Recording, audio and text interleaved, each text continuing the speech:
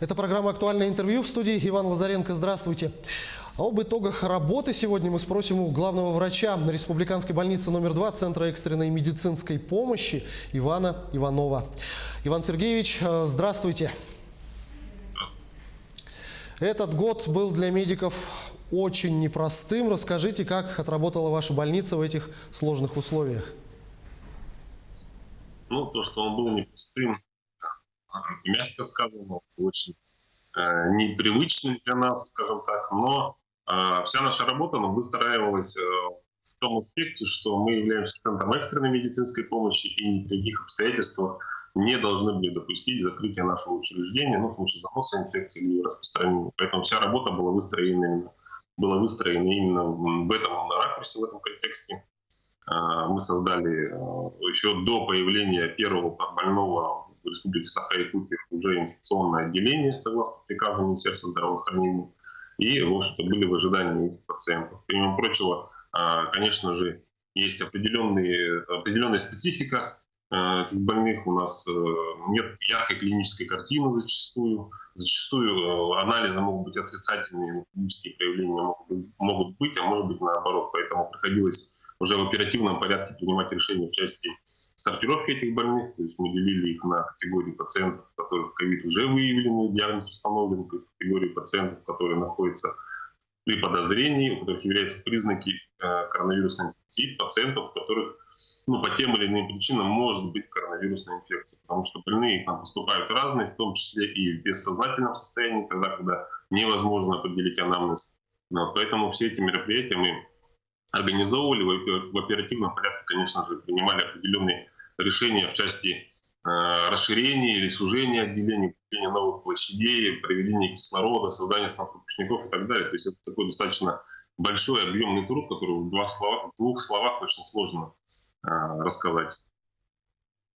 Если оглянуться назад и посмотреть в целом на год уходящий, то какие можно подвести основные итоги этого года? Что касается Центра экстренной медицинской помощи, в первую очередь то, что мы выдержали натиск этой пандемии. Понятно, что год был такой, он был направлен на работу в условиях пандемии, и реализовать какие-то такие крупные масштабные проекты уже, конечно, в этом году не удалось. Запланированные на 2020 год мы сейчас планово перенесли на 2021 год их реализацию, но тем не менее, когда мне задают вопрос, чего больница достигла в течение этого года, я всегда говорю о том, что больница в первую очередь не закрылась. У нас за уходящий год не перестало работать ни одно отделение. Мы ни на один день не закрывались, и все пациенты, поступающие к нам по экстренным и неотложным состояниям, всегда мы их принимали, всегда мы их госпитализировались. В этом плане необходимости оказывали всю медицинскую помощь. То есть роль ковида в данной ситуации не сказалась на оказании медицинской помощи пациентам с порочными заболеваниями, коих достаточно большое количество. Насколько я помню, в летний период в связи с пандемией некоторые отделения временно прекращали работу. Возобновилась ли эта работа или, может быть, открылись какие-то новые отделения у вас в больнице? Отделения наши вообще работу свою не прекращали. У нас прекращалось, мы прекращали принимать плановых больных. Но с сентября месяца начали этот прием. Мы с сентября месяца провели большое количество пациентов в ортопедическое отделение, провели большое количество операций в части эндопротезирования, тазобедренных, коленных суставов, а также принимали плановых больных уже в другие отделения. С следующего года мы планируем уже в полном объеме, насколько это возможно, открыть нашу плановую медицинскую помощь, потому что пациенты эти есть, никуда они не делись, они только копятся, поэтому с ними надо, конечно же, вопрос решать, и эти обращения регулярно к нам поступают. Поэтому жители республики, жители города Якутска могу уверить в том, что уже с следующего года мы начнем нашу плановую работу непосредственно. В сложившейся ситуации практически все медицинские учреждения получили новые аппараты и различное медицинское оборудование. Поделитесь, чем пополнилась ваша больница? Если говорить масштабно, мы в этом году получили 13 аппаратов ИВЛ, потому что пациенты эти есть, многим требуется поддержка на искусственной вентиляции легких, и Также у нас большая радость. Мы получили новый компьютерный томограф 128 срезов. Это очень хороший аппарат.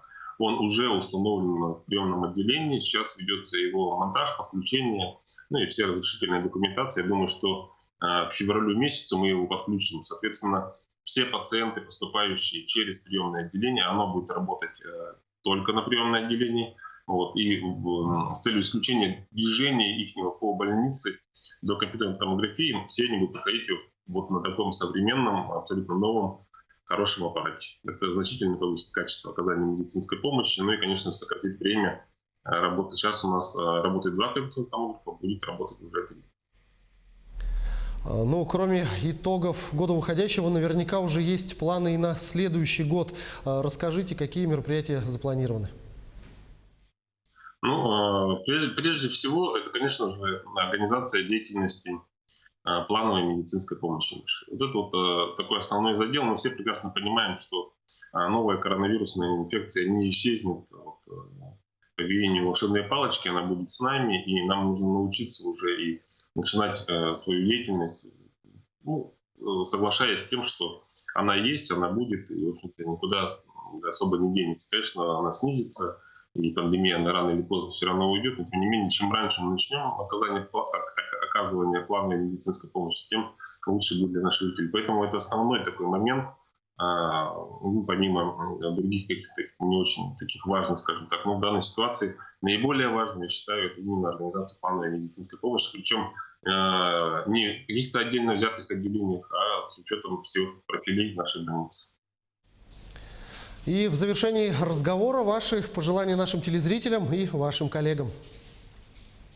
Ну, уважаемые жители республики, уважаемые коллеги, прежде всего хочется пожелать мира и уюта в ваших домах, любви в ваших семьях и, прежде всего, конечно же, здоровья.